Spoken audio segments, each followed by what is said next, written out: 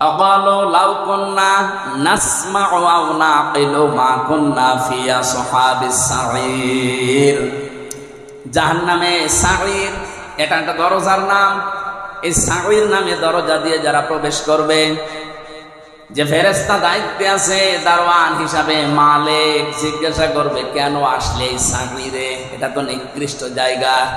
ফাতারাফু বিযানবিহিম ফাসুহকান লিআসহাবিস সাঈর।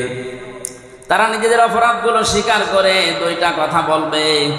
এক নম্বরে, যত অপরাধী, যত পাপিষ্ট, যত জাহান্নামে মানুষ গেছে, প্রথমে তারা বলবে দুনিয়ায় আমরা আলেমদের কথাগুলো শুনি নাই। এখানে আলেম নেই, নবীদের নাম আছে, নবী নেই। এখন নবীর স্থলাভিষিক্ত আলেমরা, আলেমদের কথাগুলো আমরা শুনি নাই এবং আমরা বিবেকটা কাজে লাগাই নাই।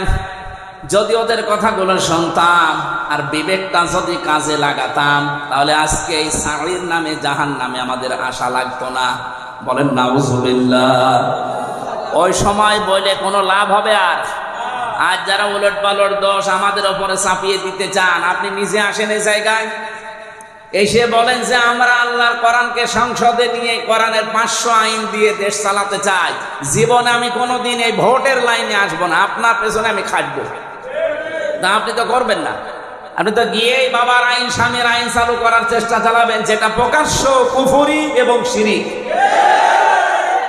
আমি মুসলমান হিসাবে বেঁচে থাকতে তো এই শিরিকে কেউ করবে আর আমি সাপোর্ট দেব না, আমার মরে যাওয়া ভালো। এই জন্য আমার এই লাইনে আসা, তাছাড়া জীবনও আমরা আপনারা করেন।